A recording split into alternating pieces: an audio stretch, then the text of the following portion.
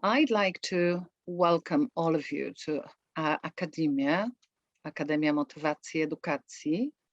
This is our 10th seminar, which relates to what happens in Ukraine, to the war in Ukraine and the tremendous suffering of people in Ukraine and tremendous suffering of refugees who are in Poland.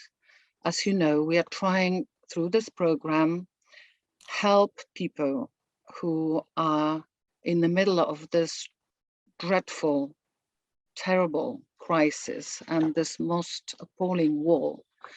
And we have been doing this really inspired by Professor Robert Leahy. And I'm very, very glad that tonight we can welcome Professor here for his talk about worry. And at the same time, I would like to say that we are really admiring what Professor has been doing throughout all his professional life. He seemed to be a sort of workaholic because he's producing so much stuff for human beings, for understanding what people are struggling with and how we can help them, we professionals. And it's really amazing that even though he's been working so much, he's become very human throughout all his life. You know how it is sometimes people who are so concentrated about their work, they become very, very narrow-minded. This is not Bob Leahy. And we must say that we really, really admire this, and we treat this as a model, honestly, seriously.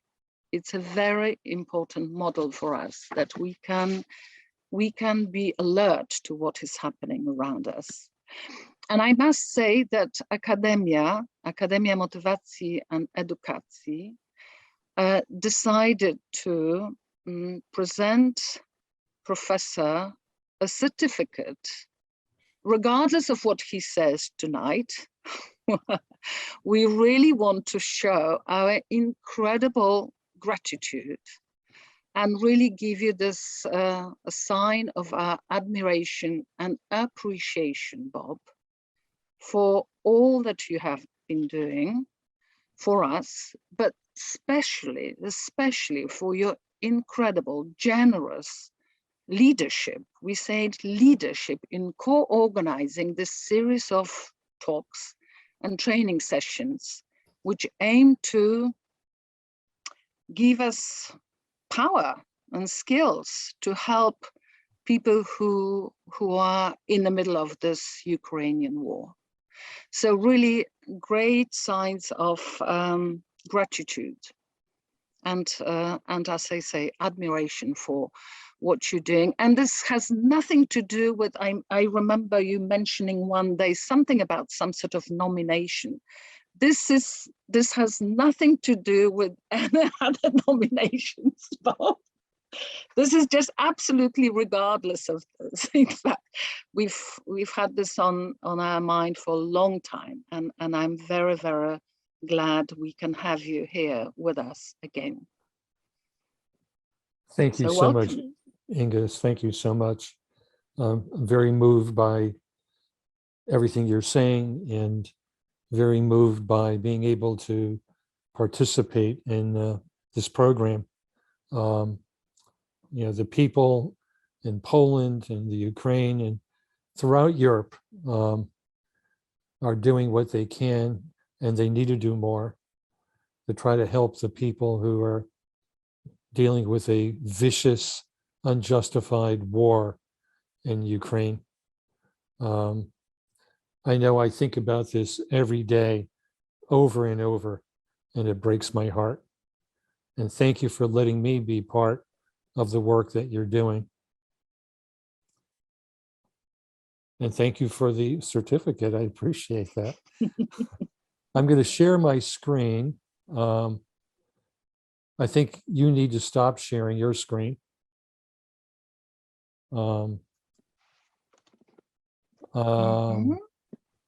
Okay, so I'm going to share my screen and put up my slides. And let's see.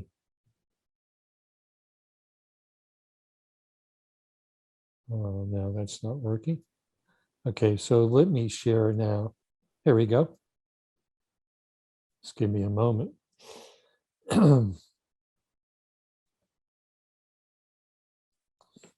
So today I'm going to talk about chronic worry, something that certainly most of the refugees worry, as they should worry, and the people who are living close to the border are worried. But people worry every day, everywhere, at all times. Let me tell you a little bit about the history of my interest in writing about worry. I wrote a book called The Worry Cure, which has been translated into many languages. It's been translated into Polish and Russian and many languages, many European languages, Asian languages. Um, what motivated me was the attack on New York City in 2001.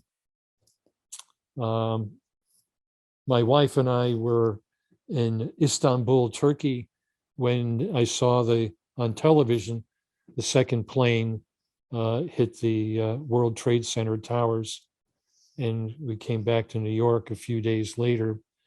Everybody was worried. So for a couple of months, like everybody else, I was worried, will there be another attack?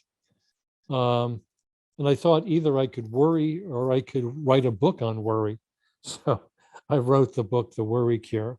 And so some of the ideas that I'll talk about today are covered in that book, but also there's some newer ideas that I've developed that I want to share with you. So when we are dealing with patients, we often diagnose them as having a psychiatric disorder. And the one that specifically we focus on is generalized anxiety disorder, which simply means that the person is anxious about a lot of different things. So, for example, the person with panic disorder is anxious about having a panic attack. The person with social anxiety disorder is worried that people will see that they're anxious, and the person who has obsessive compulsive disorder worries that they might become contaminated. Generalized anxiety, you're worried about several things. You can be worried about any one of those things, but you might be worried about your health. You might be worried about your relationship. You might be worried about what people think of you. You might be worried about money. You might be worried about your job. So worry is a key feature of generalized anxiety disorder. But there are also a number of physical symptoms that we often see, like restlessness or feeling tense or keyed up, being easily fatigued, getting tired easily, having difficulty concentrating, and your mind going blank, feeling irritable, angry, tension in your muscles, and difficulty with sleep, either falling asleep or staying asleep or not having satisfying sleep. So the generalized anxiety disorder, which is the worry disorder, has a number of physical symptoms. 38% of people worry every day, and probably now in Ukraine and in Poland, it's close to 100% of people who worry every day. Some people say, I've worried all my life. And, when you talk to people who are in their 70s, some of these people will say, I've been worried on and off for 40 years. The worry eventually for many people leads to depression. It leads to kind of a low level depression that can last for years for some people, a chronic depression. And it's a core feature of all of the anxiety disorders. As I mentioned, people who have obsessive compulsive disorder worry about contamination or making mistakes. People with panic disorder worry about having a panic attack and having a heart attack or going insane. People with social anxiety disorder worry that they'll be seen as anxious and weak and so forth. So it's a key feature of all of the anxiety disorders. And it also is related to a number of physiological complaints like irritable bowel syndrome, fatigue, depression, and digestive problems of all sorts. So it's a pretty wide-ranging, chronic, and often difficult to treat disorder. I want to share with you different models of worry from the cognitive behavioral point of view. And there are other approaches to worry that are not cognitive behavioral. There's the interpersonal psychotherapy model that Dr. John Markowitz will be talking about in one of the lectures for this series. So the cognitive model that comes out of Beck's work, Aaron Beck, the founder of cognitive therapy, there are several components of the cognitive model of worry. One is people who worry overpredict threat. They see the world as very, very threatening and dangerous. Second, and I'll go into each one of these. Second, they have a biased negative view, what we call automatic thoughts, which I'll describe in a few minutes. Next, they have underlying assumptions or rules about the way they should be or what they need to do and how the world should be. And finally, underneath all of this are the personal schemas or kind of personality dimensions, such as, the person who is narcissistic believes that they're a special person and that they should always be viewed as unique and special. The person who has dependent personality worries that their partner will abandon them and they'll be left alone and they'll be helpless. The person who's compulsive has perfectionistic standards about how they should do and everything should be perfect. So people have personality disorders and their particular schemas or concepts in which they see the world, and that feeds their worry. But what I'm going to talk about today is mainly these three parts: predicting threat, negative automatic thoughts, and underlying assumptions. And I'll describe them, and then later I'll describe how we can address each one with techniques. So the overpredicting threat, people who worry, they actually have done studies, asking college students to write down what they're worried about, and then actually find out a couple of months later what happened. There are two studies that have been done, one by Borkovic and the other one by Michelle Newman. But Borkovic's study, 85% of the events that people predicted would turn out really bad actually turned out either neutral or positive. So 85% of the things that they predicted did not turn out to be negative. In Michelle Newman's study, a more recent study that was published 2 years ago, she found that 90% of the events were either neutral or positive. So an overwhelming number of the things that we worry about never happen, which is important The other thing that's interesting is that when some of these events turned out negative, um, and they asked the students, well, how did you handle it? And 79% of them said, I handled it better than I thought I would.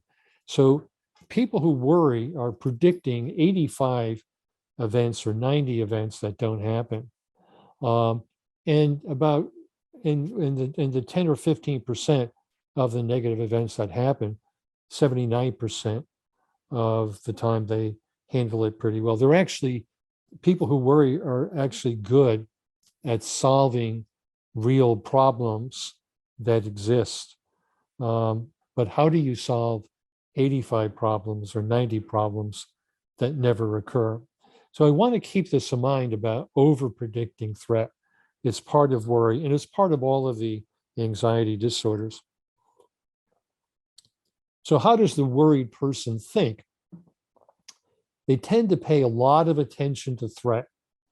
You know, they look for threat in their environment, not because they want to be anxious, but because they don't want to be surprised.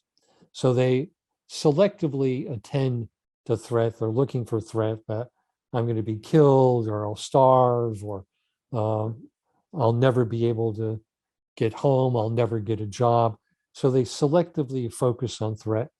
The second part is they have a selective memory for threat. In other words, they remember negative things more. So they're storing all of this information about the world being dangerous. And they selectively search out information for threat. So, for example, let's say you worried about your health, you would probably go onto Google and look up brain tumors, and you'll find maybe 50 million websites with brain tumors. So when people are worried, they search out information about negative events, brain tumors, disasters, planes crashing, bankruptcy, bombs, whatever. It's a selective search for threat. So you can think about worry is a strategy that's activated to cope with the threat. So if I believe the world is threatening, I'm going to want to look out for all the signs of danger so I can get out quickly, or be prepared, or not be surprised, or protect myself and my family. So chronic worry is not insanity. What it is, it's a threat detection system. It's like having a smoke alarm that's highly, highly sensitive. And, a smoke alarm so that if somebody lights up a cigarette a mile away, the smoke alarm goes off. Another part of the way that worried people think is they have some typical negative thoughts, and we call them automatic thoughts, because they just seem to happen automatically. That it's not like you're trying to be anxious. These thoughts just come to your mind. And one set of thoughts is we call fortune telling, where you're predicting the future, like predicting I'll never find a home, I'll never get a job, I'll never be happy, I'll never have enough money. So people who worry, when we worry, we often are predicting lots of negative things happening. And the things that we predict, we often predict as being catastrophic or just absolutely awful. And when I talk about this, I am reminded that really awful things are happening now in Ukraine. And so you certainly have every right to have your worries and to be very upset about what's going on. It's just absolutely awful. But a lot of times when we worry, we're predicting these awful things in the future. And some of them may happen, but many of them may not happen. So we want to look at, is our thinking really based on the facts, or do we have a particular bias to predict awful things? The next thing that we tend to do when we worry is we take it personally. So if somebody is anxious or bored, we tend to think, oh, I must be a boring person, or I'm not a good person, or if something doesn't work out, we think it's all our fault. So we want to think about when we worry, are we thinking, are we really the center of the universe? Is it really all about us? Another part of worry is we engage in a lot of mind reading. What are people thinking? We often think we know what other people are thinking, but we don't know what other people are thinking most of the time. Um, but some of the worry might be, you know, they think I'm a bad person, or they're going to reject me, or, they're angry at me or whatever. But we may not know that. And another part, and there are many other categories of automatic thoughts. I'm just highlighting these five. Another would be the tendency to discount the positives. In other words, even though there may be some positive things in our life right now, like I'm alive, or my children are with me, or I have a place to sleep. When we worry, we tend to discount those positives and then focus on awful things that we imagine that could happen. So we want to look at, do we have a habit of thinking this way? And is there another way we can think of it? Now, sometimes these negative thoughts will be true. We want to keep that in mind. This is not about just thinking positively. But what adds a lot of power to these negative thoughts are certain assumptions that we have about the way we should be, or the way the world should be. We often think I need to have approval from people all the time. Um, so if somebody finds me boring or doesn't like me, that's upset because I think I need to be approved of. Or we have perfectionistic thinking about the way the world should be and the way my life should be. And we overvalue control. We think if we don't have control all the time, then we're in danger and terrible things will happen. So we can look at what gives power to the worry. What are the underlying assumptions?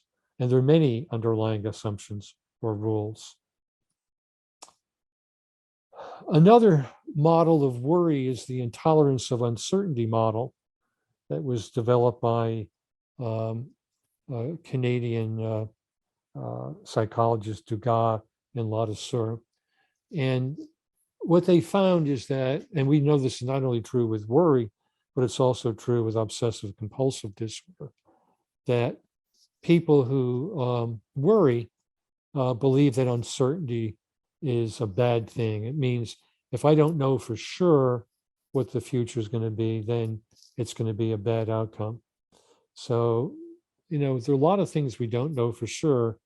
That doesn't mean everything's going to turn out bad. And we'll talk more about that later. Another part of the intolerance of uncertainty is that we think that uncertainty is something we cannot accept. Oh, I need to know for sure. Think about how many times when you're worried, you think, well, I need to know for sure, and I need to know right now. And a third part of intolerance of uncertainty is the idea that if I don't have certainty, I'm not being responsible. So to be responsible is to know for sure, is to know what is really going on. So people who have intolerance of uncertainty, which is most people who worry, engage in this search for certainty. And let's look at what that looks like. So you start out with the assumption. Remember, I talked about rules or assumptions. Uncertainty is intolerable.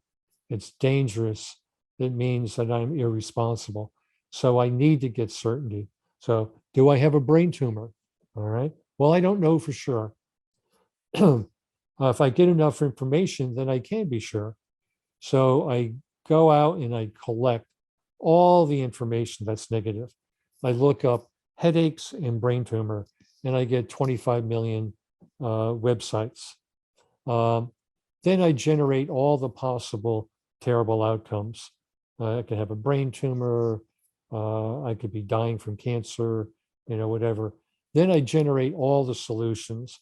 Well, I could go get an MRI, I could go see a doctor, maybe it's just simply a headache. But then I say, are these solutions perfect? Do they eliminate all of the uncertainty? So even if I go to the doctor, or even if I get a brain scan, that doesn't prove for sure that I don't have a brain tumor. Maybe my brain tumor was not detected.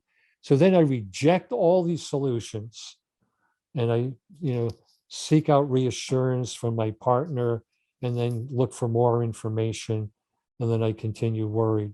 So you can see how this is kind of a vicious cycle that we go through. The uncertainty is intolerable, I collect negative information, and then is it perfect? Does it eliminate all uncertainty? Can I say for sure I don't have a brain tumor? That's a key part of worry. Another approach to worry that I find quite useful is the model about how we think about our thinking. And I know that David Clark from Canada will be talking in one of the lectures about intrusive thoughts. But let me just share with you a model that has been quite useful for people who worry, which is the model developed by Adrian Wells at the University of Manchester in the United Kingdom. So Adrian identifies 5 parts of what he called the cognitive attentional syndrome, which is really how we think about our thinking, how we think about our thinking, how we pay attention to our thinking. So what he finds is that people who worry are always looking for threats. So that's part of the cognitive model. It's repetitive. It's not just I worry for 1 minute. I might be worried on and off for hours or days. So it's repetitive. Oh, could it be a brain tumor? Oh, could it be a brain tumor? Could it be a brain tumor? So I'm repeating it over and over and over. I'm sort of stuck on my worries. As a result, I have limited ability to think about things, and my mind can only hold a certain number of thoughts. So we often find with people who worry that they can't remember things, they can't pay attention to things because their mind is so distracted by all these worries. And then they use control strategies such as trying to suppress the worry. Don't worry, that's not a good thing. Stop worrying. None of that works. Or I try to control my worry by getting reassurance. Do you think it's going to be okay? You think it's going to be okay? That doesn't work. And then I continue to focus on my thinking as opposed to what's in front of me. So the model of worry, which is called the metacognitive model, meta being standing above and thinking, I have positive beliefs. Oh, my worry is going to help me. I'll get all the solutions. I won't be surprised. So part of the motivation is actually to continue to keep worrying. I need to worry in order to be prepared, in order not to be surprised. And then there's the idea that my worry is uncontrollable. It's happening all the time. But then I have the idea I need to control it all the time.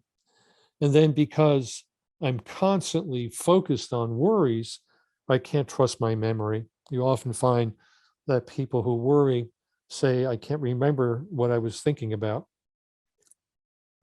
And then there's what they call cognitive self-consciousness, constantly focused on my thinking. So you're constantly interdirected.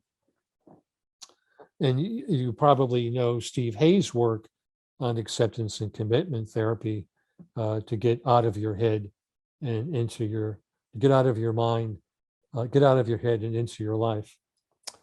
So another model of worry is the fear of emotion. And this was first advanced by Borkovic in the United States, what we call the experiential avoidance model.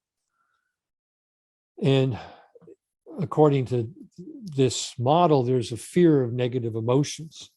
So worry is a way in which we often try to make sure we don't have negative feelings. So if I worry, maybe I can avoid negative emotions in the future.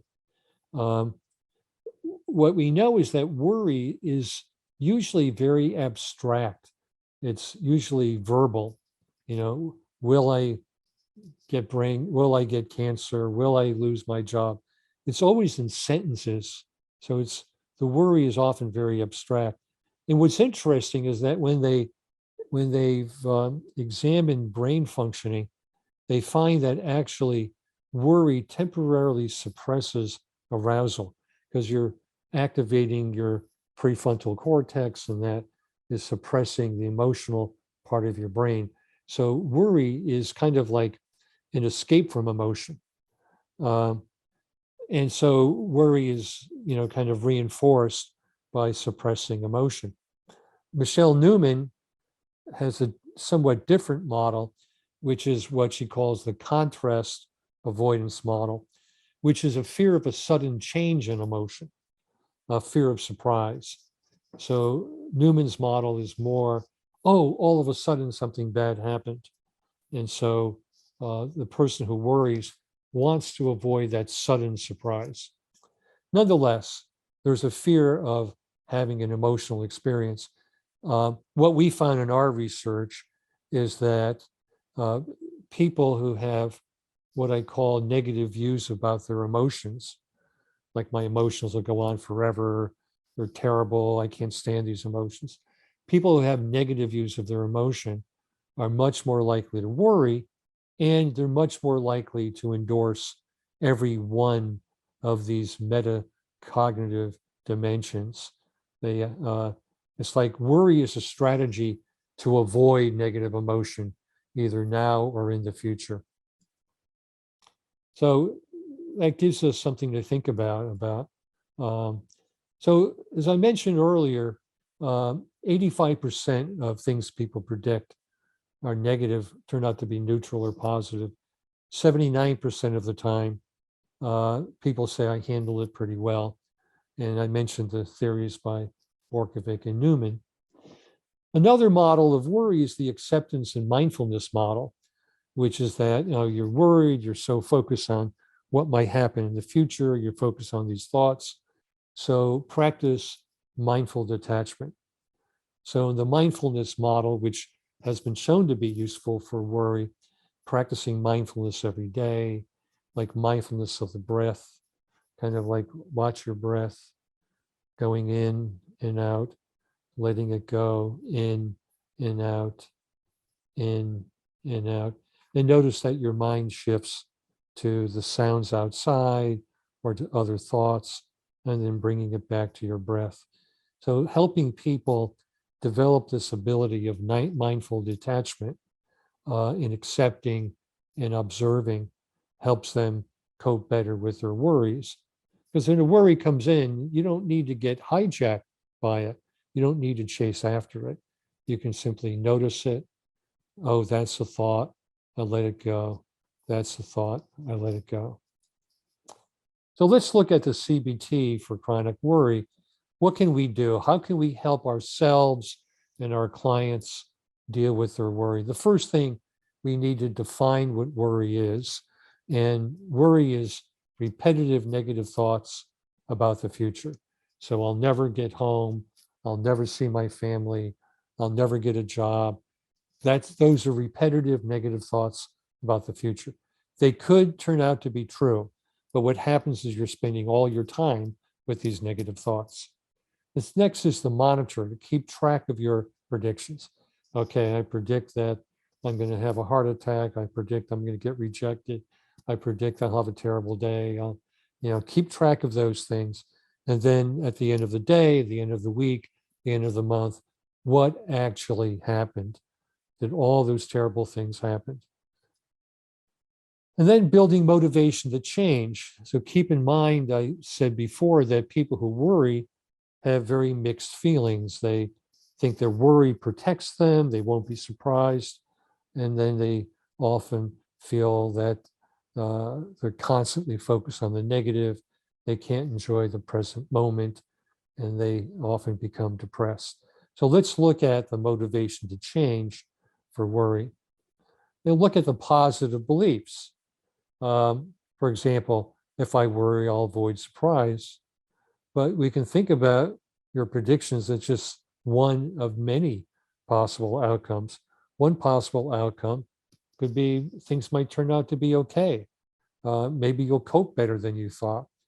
The idea that worry is the same thing as solving problems, but worry is not the same thing as problem solving.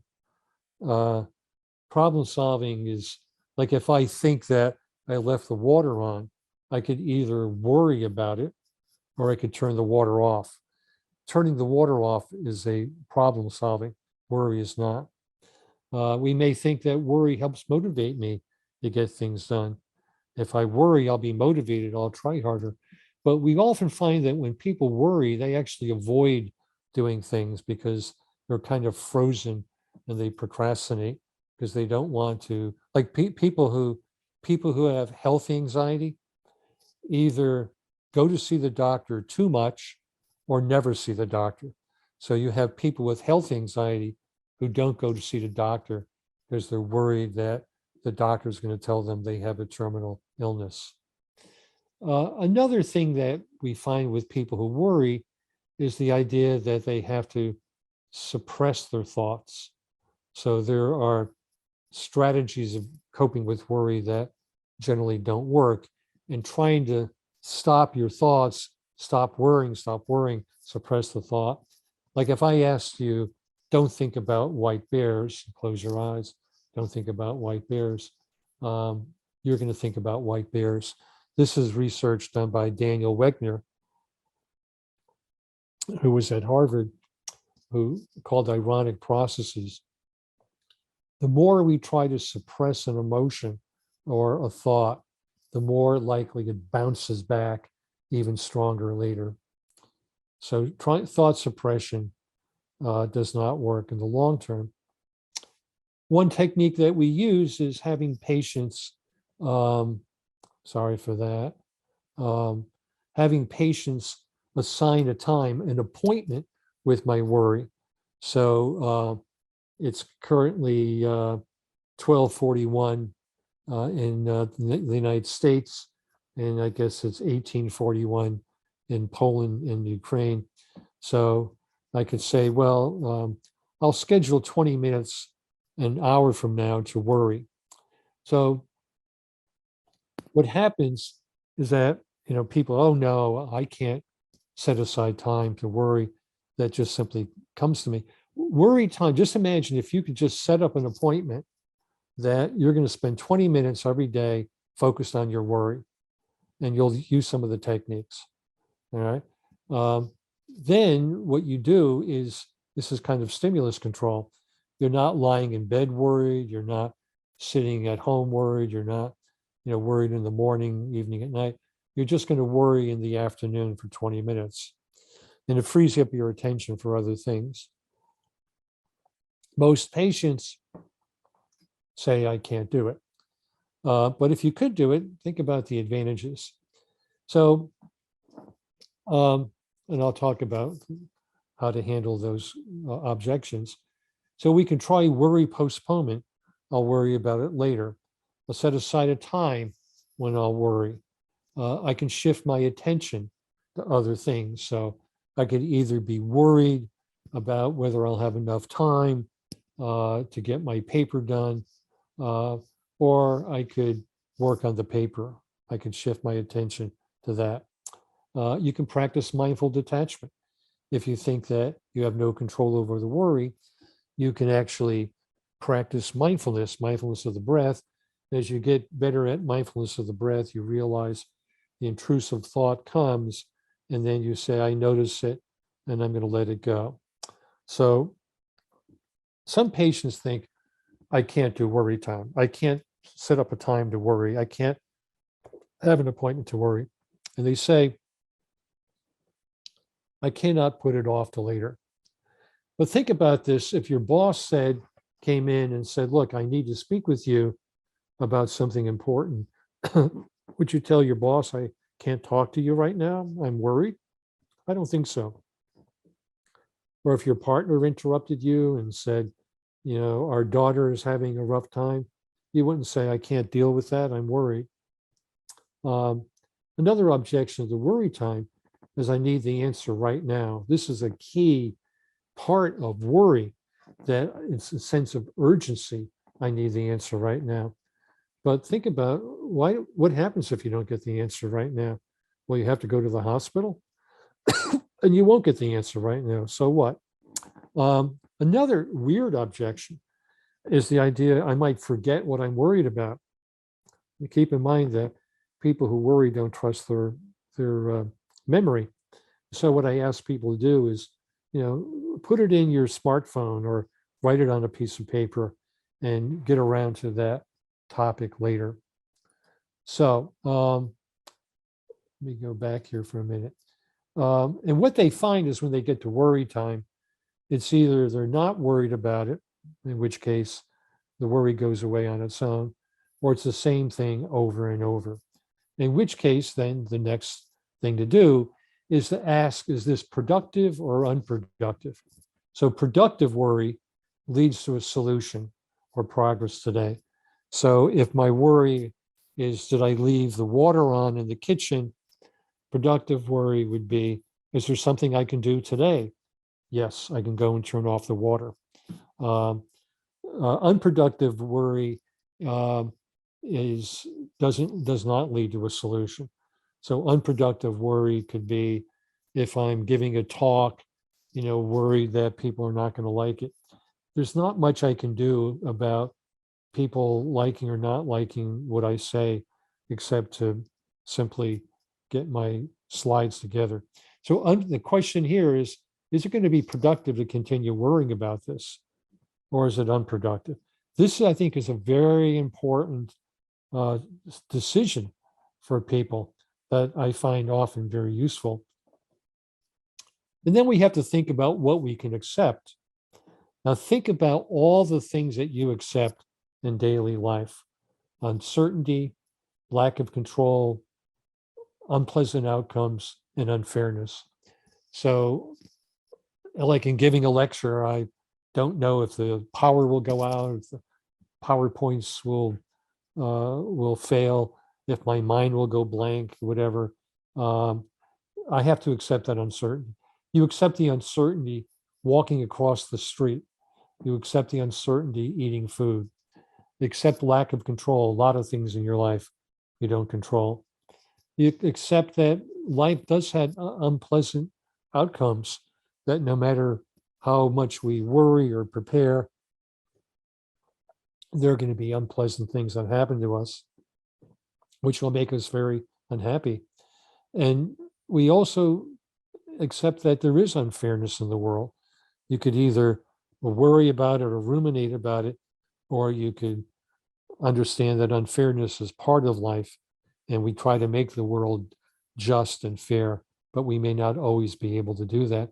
So this part of acceptance is a key step in dealing with worry. What are you willing to accept? We have to accept acceptance. And we can think, what are the costs and benefits of accepting? The benefits of accepting is I'm not going to continue worrying about it. What does the patient currently accept? Do they accept the uncertainty of their work, of things in their relationship, of food they eat, or driving on the highway? We can also think about, like, you get an intrusive thought, the worry, you can think about, well, how do you relate to that?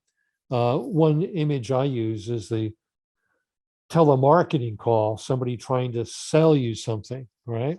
So if the phone rings, do you know it's a telemarketing call, somebody trying to sell you something?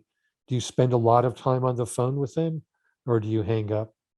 Or think about the intrusive thought, the worry, as noise in the street. Oh, That's the background noise out there in the street. I don't have to, oh, I hear an ambulance going by. I don't need to chase after the ambulance. Or you can think about the worry as email in your spam filter. So, oh, I don't want to read everything in my spam filter. Or you can think you're at the train station and there are trains going back and forth and in and out, north and south, but you don't get on all the trains. Or you can think about your worry as an object floating downstream. So we want to think about worry as um, a thought that occurs that you don't chase after, you don't get hijacked by, and you notice it. So the mindful attachment part is part of this, which is observe it, let it go. Observe the trains in the station, don't get on. Practice mindful attachment by describing the objects and shapes in the room. So you can use lots of mindfulness, mindful awareness, mindful attachment, detachment to handle your worries. You can use mindfulness meditation.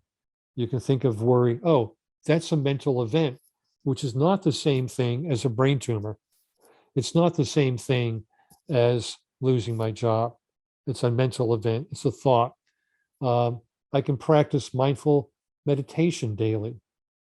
I can practice observing moment to moment, letting go and accepting. And many of you are knowledgeable about mindfulness practice. And so you can put that right into your work with people who worry. You can test out your predictions, as I mentioned earlier. Keep track of your predictions and the outcomes. Think about the things you worried about in the past and how they actually turned out. You probably have forgotten most of the things you worried about. And also positive events that you did not anticipate. So you might be worried about something, but then something positive might happen, like you might meet somebody that you didn't know even existed. And we can also use traditional cognitive therapy techniques, such as looking at your predictions and think what the thoughts are that you have. Did you fail the exam? Was it catastrophic? Are you failing at everything, or are there some things that you do well at? How do you know what the other person is thinking? You've coped better before. Um, the idea that because I'm anxious, therefore it's dangerous. A lot of people worry is emotional reasoning. I feel anxious, therefore it's dangerous. Feelings are feelings, they're not facts about the world. And you could use forms such as this form, which is a form that is in the Worry Cure book, and we can make these slides available through Ego. And you can look at the costs and benefits of worry. What evidence do you have from the past that worrying has been helpful? Are you able to give up some control? Does worry actually give you control, or does it make you feel less in control? What and so forth. So we could use a whole range of cognitive therapy techniques. And also one thing to think about, how are you going to feel about this in 2 days, 2 weeks, 2 months, 2 years? But thinking about all of these things, we can do a cost benefit analysis. We can look at the evidence. What is the evidence for and against the brain tumor? We can view things on a continuum where 100 is the worst thing possible and 0 is the absence of anything negative. What are you actually worried about? You might be thinking that I'll die, but maybe are there other things that are less extreme that could happen? We can take somebody else's point of view. What advice would I give a friend? What advice would a friend give to me? We can turn off the urgency, because we often think that our worries, we need the answer right now, which of course is not true. We don't really need the answer right now. So turning off the urgency, I think, is a key thing. That's part of the time perspective. I need the answer right now. What if you don't get the answer right now? What's going to happen? No, we don't see people going into the hospital and to intensive care because they don't have the answer right now. Thinking about how will I feel about this in a month, a year, 5 years, for the refugees and for the people dealing with this horrible thing.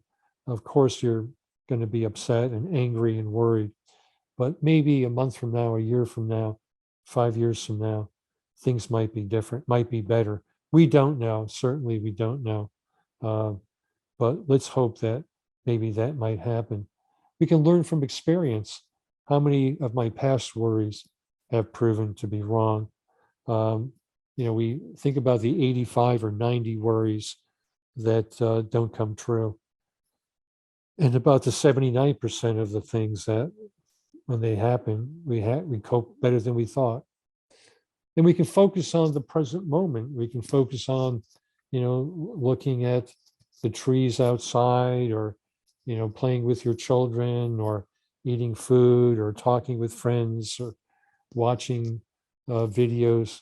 Focus on the present moment rather than the worry. So I know I've gone through lots of different things today, and you're probably thinking, oh, we need more of that. But if you want to contact me, feel free to send me an email at my address below, and I'll try to respond. Thank you so much for listening, and maybe we have time for some questions.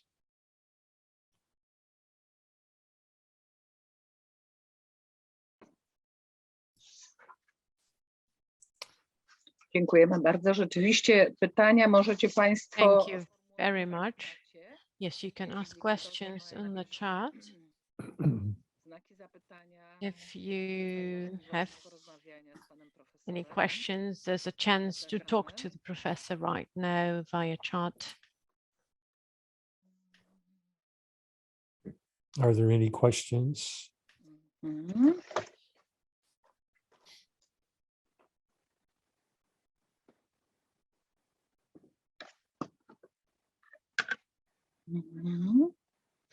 Jak pomóc uchodźcom, którzy się How tak can we help poważnie refugees who are so worried about their loved ones? One of the questions is about how to help refugees who worry so much about their loved ones and Of course. friends. Thank you for that question. Such an important question. Of course, you're worried about your love. I'm worried about your loved ones. I don't even know you, and I'm worried about your loved ones. The whole world is worried about you and your loved ones. So sometimes when we have negative emotions, we have to realize they're connected to important positive values: love, commitment, loyalty, courage. Of course, you're worried about your family. That's just part of being a human being. So when you're worried about your loved ones, I can tell you that that is universal. That is part of being a human being. Having said that, there are 24 hours in a day. And so to step away from the worry about your loved ones for part of the day, to try to focus on the present moment, try to focus on the people you meet, try to get to know the people who are helping you, try to keep alive your hope. Many of you I know have pets with you. I just think it's so wonderful when we see pictures of people from Ukraine carrying dogs and cats across the border. Pet your cat and pet your dog, but understand, validate that those worries are part of being human, part of what makes you a loving person.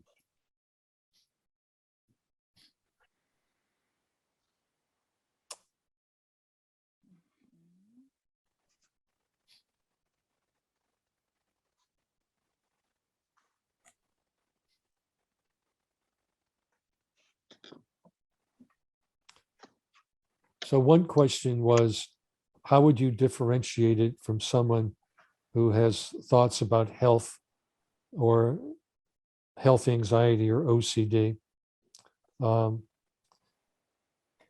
So what I'm trying to talk about today applies to all of that, applies to health anxiety, applies to OCD. What we know from the research on many of the anxiety disorders or PTSD or obsessive compulsive disorders is there are common processes. So you know that Stephen Hayes and Stefan Hoffman have identified common processes. And many of the things that I'm talking about, getting attached to a thought, thought action fusion, like a thought is the same thing as reality, the intolerance of uncertainty is part of rumination, is part of worry, it's part of health anxiety. So I could go into the content that might differentiate health anxiety from OCD, from social anxiety, but I'm focused more on the processes, which I think are similar. And so the techniques can be similar.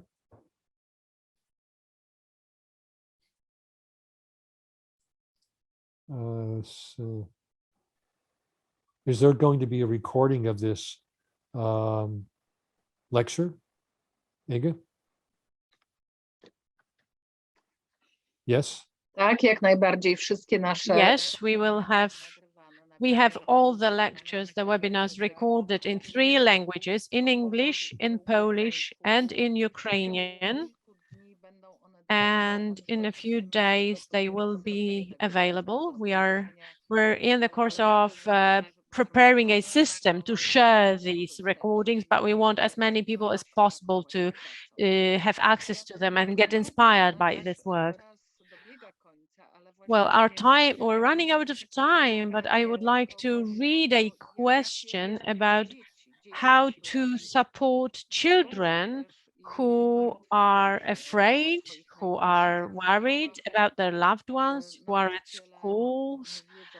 The teachers just don't know how to handle it, how to help those children. How can we protect them so that this worrying does not grow, does not escalate? Do you have anything inspiring? One question was people worried about their financial situation, which I'm sure is a major factor.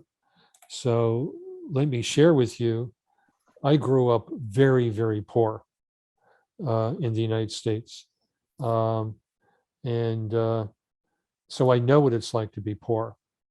But what I realized when I was a poor child or a poor adolescent, I had my friends. We used to play basketball and baseball and football, and I had my family. I had books to read. I had people to talk to. So you can be poor in money, but not poor in the ability to love, to enjoy life, and to have gratitude for what we have. I don't mean to invalidate that money issues are unimportant. Of course, they're important. But sometimes money issues work themselves out. You know, when immigrants or refugees go through a difficult time, they often have money problems. I can tell you in the United States that some of the wealthiest people in our country are the children of immigrants.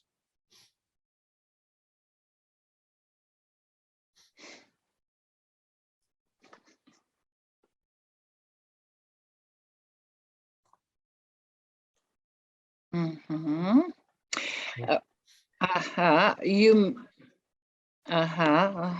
We're not sure if you heard the translation of this question, because have you switched anything on your computer now, Bob? Because maybe you haven't heard everything, or have you heard everything that is being said? I have the And translation the translator? off. I have the translation off. I'll turn it on. So I turn it on? Okay. Thank you. That's All right. brilliant. I apologize. Okay. Yes. Mhm. So there was a question to you. so- Maybe let me, can you hear me now? I can hear you, yes. Yes, so I will repeat Ms. Iga's question that she asked before Yeah. about children, about, yes, let me repeat the question. It's a question about, perhaps not everybody could hear the question. So the question was, how can we support children at schools? Children here in Poland who are from Ukraine, who are so much worried about their loved ones, about their situation in Ukraine, and the teachers don't have the tools to support them. Yeah. Good question. And of course, the children are the most vulnerable. They don't have the tools. So what do children need? You could try to talk rationally to them, depending on their age. But the reality of what's happening in Ukraine is awful. And what children need is to feel loved and to feel that the people who are with them care about them and will protect them and will listen to them and will validate them. So my thought is that if a child is upset, normalize it for them. So of course you're upset. You're worried about your father. You're worried about your friends. You're worried about going back to Kyiv or Kharkiv, or you're worried about these things. Of course you are, because you care about these people. That's the kind of person you are. But let's keep in mind, we're all going to worry, but we also have to live our lives right now, today. We have to get through today. We have to get through this week. So let's find a way of doing that.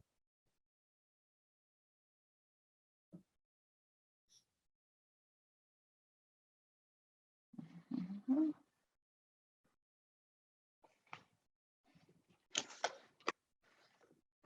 Is there one more question?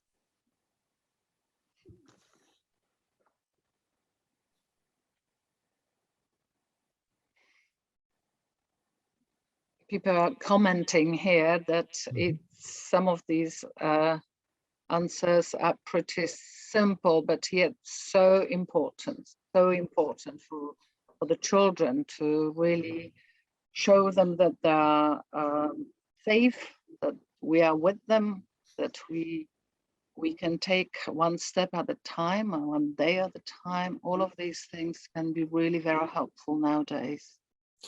For the past 2 years, we've all been worried about pandemic. And we could either worry about it every day, or we could keep ourselves busy. So what I've tried to do is to keep busy every day, 7 days a week. So you could either worry about what might happen in the future, or you could engage in behavior.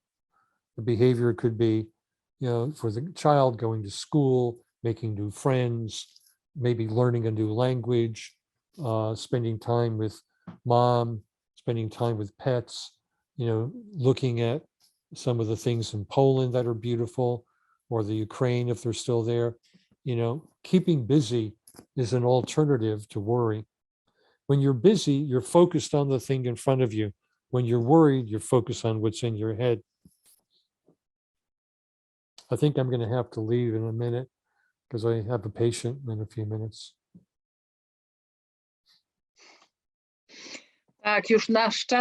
Yes, our time is up practically, but that has been a huge portion of positive thinking, of a positive mindset, that there are actually ways of helping these people. And sometimes there are some simple methods which really, when you have this generalized worrying schema, this can really help these people. So thank you very much for this important contribution, that we should be with these people and support them using these methods to help them. Thank you very much.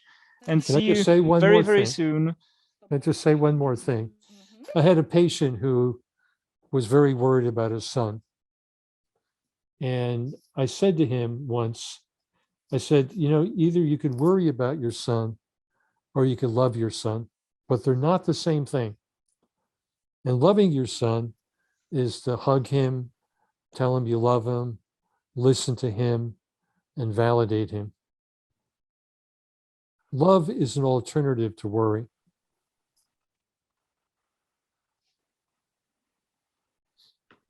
And thank you I for z tym having me. wspaniałym przekazem zostajemy. Miłość to And alternatywa. let us be left with this wonderful message that love is an alternative to worry. We believe we know which direction to follow. So let this be our takeaway. Thank you for this series and for your amazing contribution. It's really invaluable. Thank you, Inga, and thank you everybody for all you're doing. My heart is with you. I'm thinking about you every day. Take care now.